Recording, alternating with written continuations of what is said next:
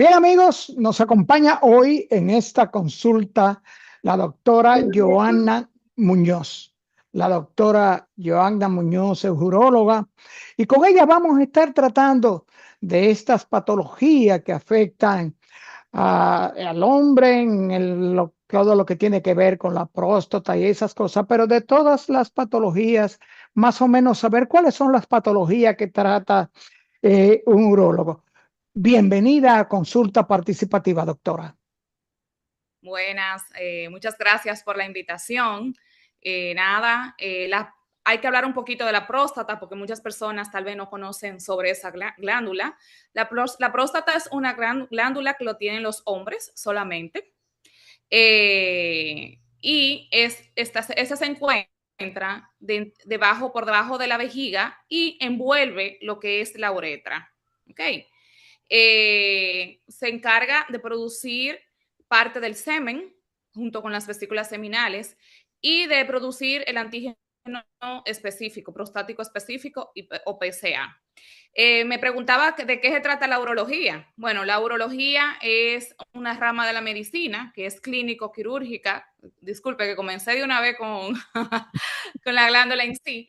Que trata las afecciones de las vías urinarias, dígase riñón, uréteres, vejiga, uretra, pene, testículo. En el hombre vamos a ver la parte tanto genital como urinaria, pero también tratamos mujeres, en lo que tiene que ver en la vía urinaria, como es el riñón, los uréteres, la vejiga. En mujeres vemos infecciones de vía urinaria, vemos incontinencias urinarias, vemos litiasis renal o piedra en los riñones. Y ya en el hombre, pues es un poquito más amplia, que abarca también, aparte de lo que es la vía urinaria, pues la parte genital. Bien, doctora, y qué bueno que usted lo detalla de esa forma, porque hay dos cosas que piensan por lo regular los amigos del programa. Primero, que el urólogo solamente ve patologías en el hombre. Ya usted acaba de explicar que también ve mujeres. Y el asunto de la parte que tiene que ver con los riñones. No, eso tiene que verlo un nefrólogo. No, el urólogo trata, como usted bien explica, todo lo que tiene que ver también con el asunto renal, en cuanto a la orina y eso se refiere, ¿de acuerdo? Claro que sí, claro que sí. El nefrólogo ya tiene que ver con la parte clínica. Nosotros, los urólogos, más bien la parte quirúrgica y también alguna que otra cosa clínica del riñón. Bien, pero vamos a entrar, doctora, en dos temas que, como bien usted señaló, describiendo la próstata. Hay dos preocupaciones fundamentales en cuanto a la próstata se refiere: la hiperplasia benigna de próstata, el cáncer de próstata, la prostatitis.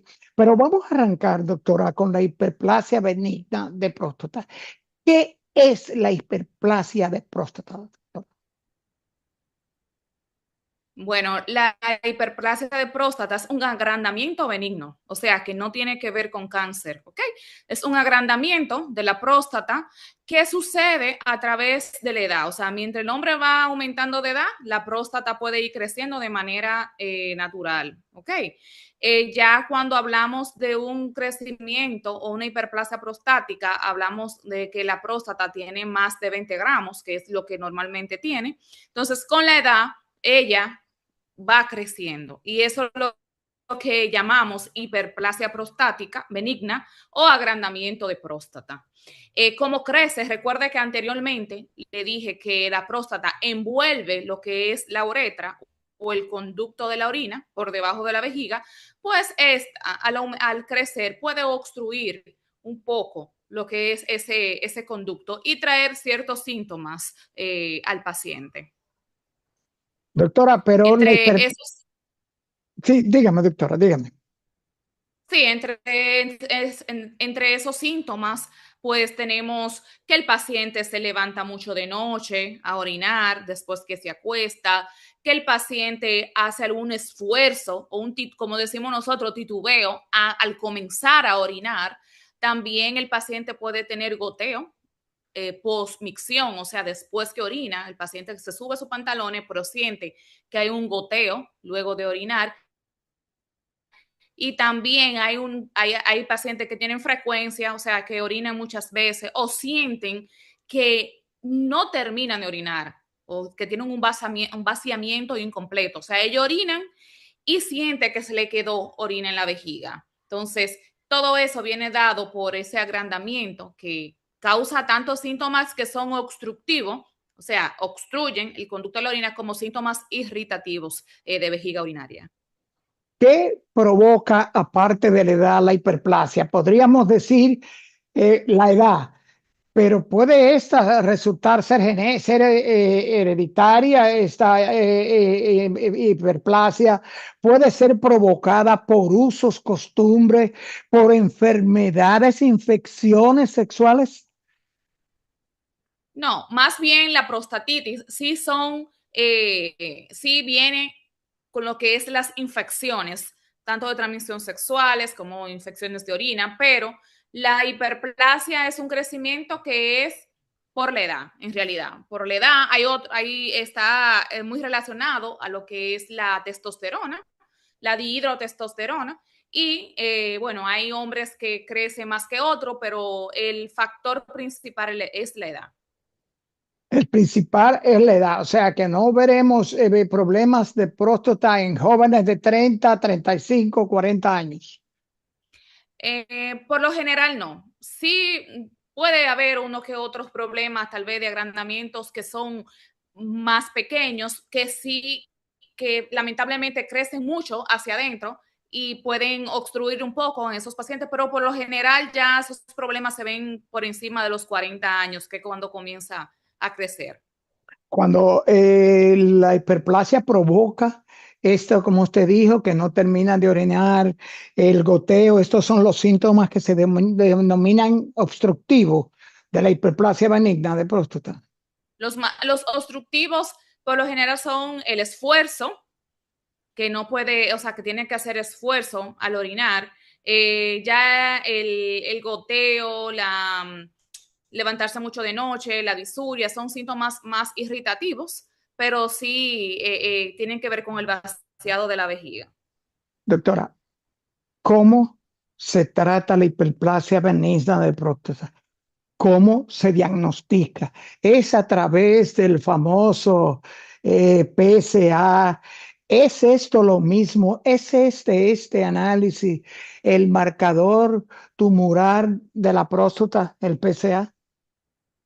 Sí, el PSA, el antígeno prostático específico, es el marcador tumoral de la próstata, pero no nos sirven para hiperplasia prostática benigna. O sea, el paciente puede tener un PSA bajito y pues tener la próstata grande. Claro, bien, a veces se relaciona que el PSA esté un poco alto por el tamaño de la próstata, pero más bien el PSA nos orienta más sobre el cáncer de próstata. Entre los métodos de diagnóstico para el crecimiento benigno de la próstata, pues tenemos la historia clínica, es principal. Hacer una historia clínica adecuada al paciente, hacerle ese tipo de preguntas. Nosotros tenemos un cuestionario para cada paciente que se llama IPSS, donde preguntamos tanto síntomas irritativos como síntomas obstructivos, damos una puntuación. Entonces, dependiendo de eso, vemos si el paciente tiene la próstata obstructiva, porque hay pacientes, por ejemplo, que tienen la próstata un poquito grande, pero no la tienen obstructiva. De eso depende mucho nuestro tratamiento. Bien. Y hay otros pacientes que sí la tienen un poco crecida, pero no es una próstata tan grande y sí son obstructivas porque hay un crecimiento de un lóbulo medio de la próstata y también se obstruye más el cuello de la vejiga. Entonces nosotros debemos tener muy en cuenta en nuestra historia clínica el tacto rectal.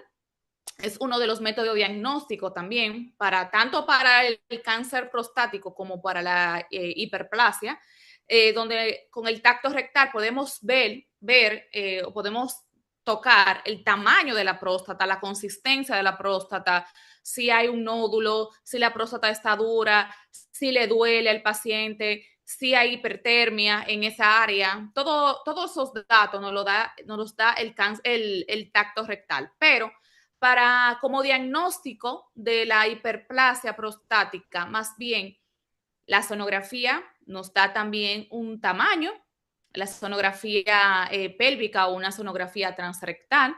También nosotros mandamos a medir orina residual, donde ahí nos podemos orientar sobre cómo está el vaciado de la vejiga. Pero todo esto es para llegar a la conclusión de que para dar tratamiento sobre la hiperplasia prostática benigna, pues tenemos que ver cómo está orinando el paciente, no solamente el tamaño que tiene la próstata, sino cómo está el vaciado de su vejiga. Bien, hay tratamientos que son médicos, o sea, con pastilla, hay medicamentos para que tratan la hiperplasia de próstata y para ya casos seleccionados tenemos múltiples cirugías para la próstata, para la hiperplasia. Doctora, tenemos un amigo de consulta participativa que se practicó un tratamiento crionización, algo así, nos explica, él no pudo escribirnos bien, como que este es un tratamiento como que de congelación, un tratamiento para congelar la próstata o algo así, él quiso decirnos. Sí, lo más seguro fue una crioablación. Se dan en pacientes muy seleccionados ya para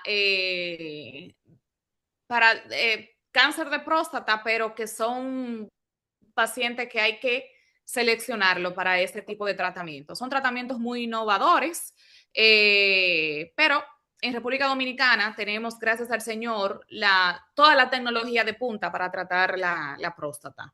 Entre los tratamientos que tenemos para la hiperplasia, que estamos hablando ahora mismo, tenemos ablaciones endoscópicas, como también tenemos la resección bipolar de próstata, ese otro tratamiento donde resecamos la parte agrandada de la próstata, bien, solamente porque no tenemos cáncer. En este caso estamos hablando de un agrandamiento donde resecamos esa partecita solamente que está obstruyendo de manera endoscópica, o sea, por donde el paciente orina. Ya no hay que abrir el paciente para tratar la próstata, sino que tenemos toda la tecnología para hacer cirugías que son endoscópicas en esos pacientes que tienen agrandamiento y que son candidatos para cirugía. Atención, amigos de consulta participativa. Escuchen, la doctora dice, ya no hay que abrir para tratar la próstata, porque tenemos entendido que años atrás la hiperplasia era la extirpación de la próstata, doctora. No, no, no. Para hacer tratamiento de cirugía en esos pacientes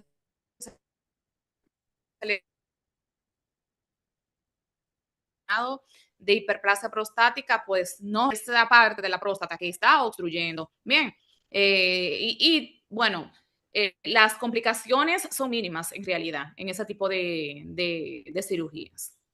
Cuando es imperativo, provoca la hiperplasia benigna de próstata, la extirpación de la próstata. No, no, no. Como dije anteriormente, si es solamente una hiperplasia, solamente quitamos la parte obstructiva. ¿O cuándo es indicación quirúrgica? Bueno, la indicación quirúrgica en esos pacientes que me están a dormir, levantándome todo 5 veces en la noche.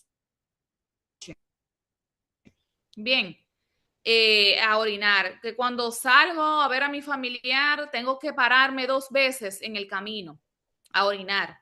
Bien, aquellos pacientes también que tienen, cuando ese cuestionario que hacemos está muy alto. Doctora, usos.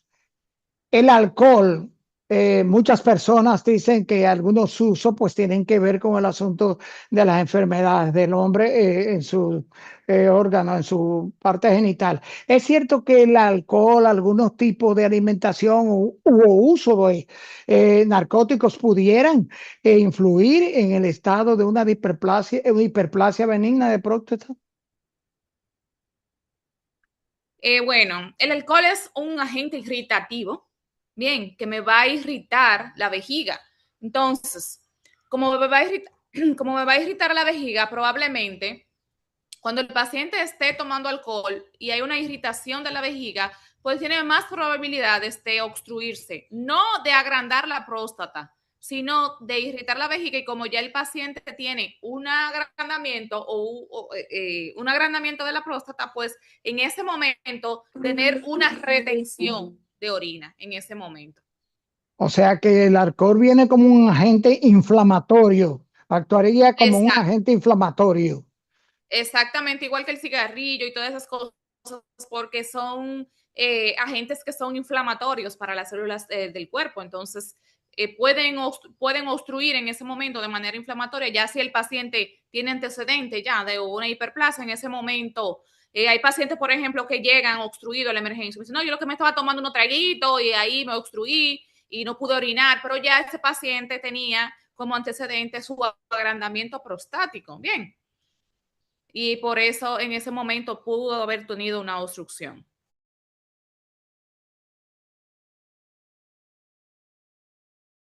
Así es, doctora. Cáncer de próstata, el temido cáncer de próstata, el cáncer que comparan por lo regular con entre la mujer, el de cáncer de mama, el cáncer de próstata, que es, según las creencias masculinas, lo que conlleva a una inacción sexual de por vida. Dígame, cáncer de próstata, Sí. doctora. Bueno, el cáncer de próstata es un tumor en la próstata, eh, es un crecimiento inadecuado de las células no controlado, ¿verdad? De la célula prostática, así como hay cáncer de mama, de pulmón, pues la próstata también puede tener cáncer. Y es uno de los principales factores, o uno de los principales causas de muerte de los hombres, es el cáncer de próstata. El cáncer de próstata, por lo general, se habla de que puede darle a cualquier hombre por encima de los 40 años, aunque hemos visto cánceres en hombres más jóvenes. Por eso es muy importante el chequeo rutinario de los hombres con el urólogo. ¿Por qué? Porque no da síntomas. Bien, no nos da síntomas, y al no darnos síntomas o no darle síntomas, perdón, a los hombres, pues no tenemos una detección a tiempo, sino es con esos chequeos de rutina que deben de hacer los hombres. La hiperplasia prostática da más síntomas porque la hiperplasia prostática es un crecimiento de la próstata y al crecer hacia adentro, pues puede obstruir el conducto de la orina. Sin embargo, el cáncer de próstata puede estar en una próstata pequeña, bien, y no dar ningún síntoma. Ya da síntomas al final, ya cuando hay metástasis a otras partes del cuerpo. Por ejemplo, al primer órgano que vaya son a los huesos, y por eso dan síntomas de dolor en los huesos y eso, pero ya es cuando el cáncer está metastásico. Bien, entonces, por eso es tan importante los chequeos de rutina a partir de los 40 años. Los hombres, aunque no se sientan nada, pues ir a hacerse su chequeo para hacerle su evaluación, hacerle su tacto, ¿verdad? Su tacto rectal, donde podemos valorar si hay algún dato de cáncer en la próstata. Doctora, no teniendo que ver la hiperplasia benigna de próstata con el cáncer de próstata y viendo que a partir de los 50 años, el 30 hasta el 40% de los hombres de 50 a 80 años puede padecer o padecerá cáncer de próstata, termina siendo el cáncer de próstata responsable por metástasis del cáncer de pene y el cáncer de testículo. No, no, no, no, no. Más bien a los órganos metastásicos que se va más el cáncer de próstata, va a los ganglios linfáticos, después va al hueso, bien, y ya ahí tal vez se pueda propagar a otros órganos, pero no tiene relación el cáncer de testículo con el cáncer de pene. Más bien el cáncer de pene tiene más relación con lo que es el virus del papiloma humano, pero no con el cáncer de próstata. Bien, el cáncer de próstata es multifactorial, ¿ok?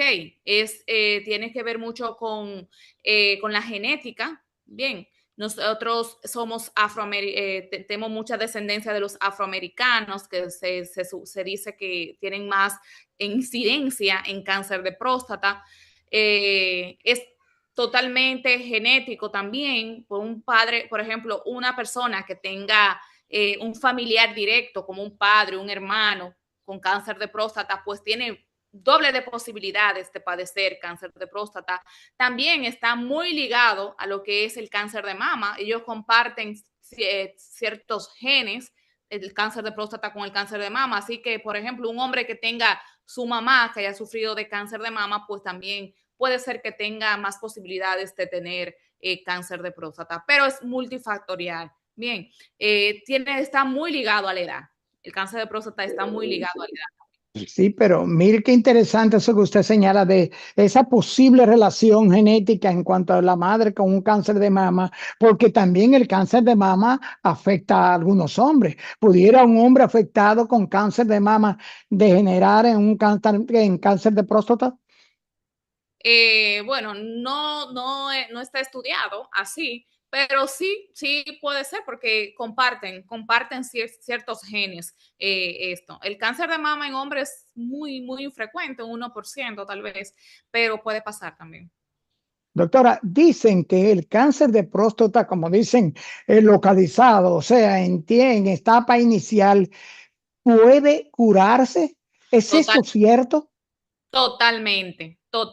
Es uno de los cánceres Explíqueme. que son más curados. Y bueno, si el cáncer de próstata está localizado y es de bajo grado, pues es totalmente curable, tanto como con cirugía, ¿ve? Podemos quitar la próstata, o también con radioterapia. Es totalmente curable. Totalmente curable. Pero tiene que ser siempre con cirugía el tratamiento. No podemos decir que, bueno, localizaron un cáncer de próstata o un tumor canceroso en la próstata y tú te vamos a dar un tratamiento, ejemplo, quimio o radioterapia sin necesidad de la cirugía. Bueno, para eso nosotros estadificamos a los pacientes. Bien, ahí se hacen ciertos estudios para estadificar y ver qué es lo que le conviene a cada paciente, porque es individualizado. Los tratamientos no es igual para todos los pacientes. O sea, cada paciente es un mundo. El tratamiento debe de ser individualizado por cada paciente, dependiendo de su anatomía patológica, dependiendo de su PSA, dependiendo de los estudios que se le hacen, pero sí está en una etapa temprana, el cáncer de próstata está localizado, pues sí se puede tratar, tanto con radioterapia como con cirugía. Bien, se puede hacer cirugía o radioterapia, pero eso es un tratamiento individualizado a cada paciente. Hay que ver el paciente en un todo para nosotros poder decidir qué es lo que más le conviene al paciente. Si le conviene radioterapia o si le conviene cirugía. También hay pacientes, por ejemplo, que tienen cáncer de próstata un poquito más avanzado, que también se le puede ofrecer cirugía y luego radioterapia.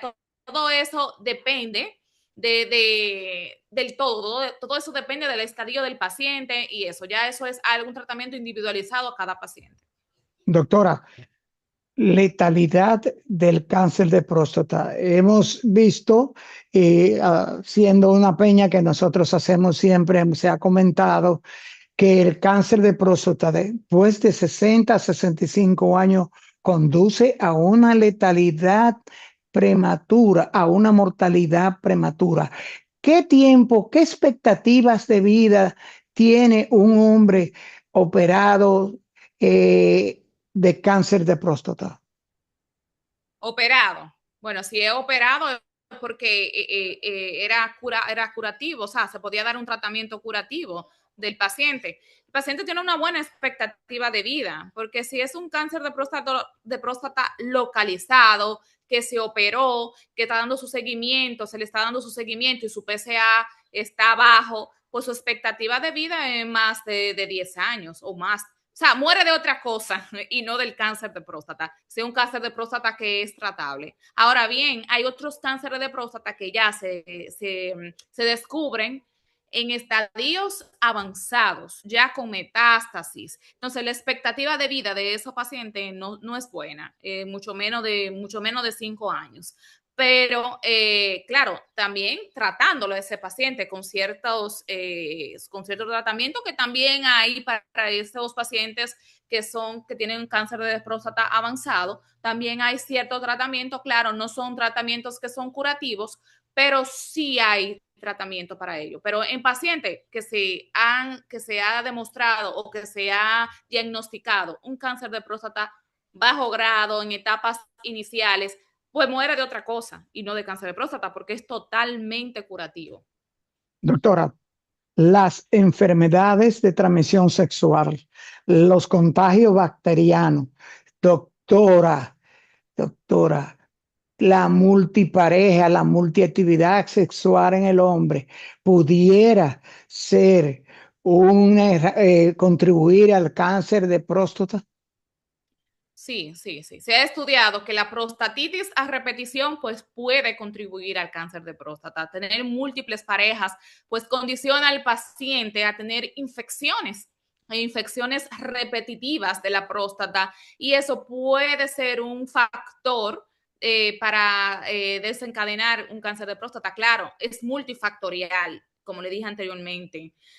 Tal vez si el paciente no tiene el gen, no tiene sus antecedentes, pues puede ser que no llegue, pero sí es uno de los factores. Las infecciones a repetición de la próstata es uno de los factores que puede terminar en un cáncer de próstata.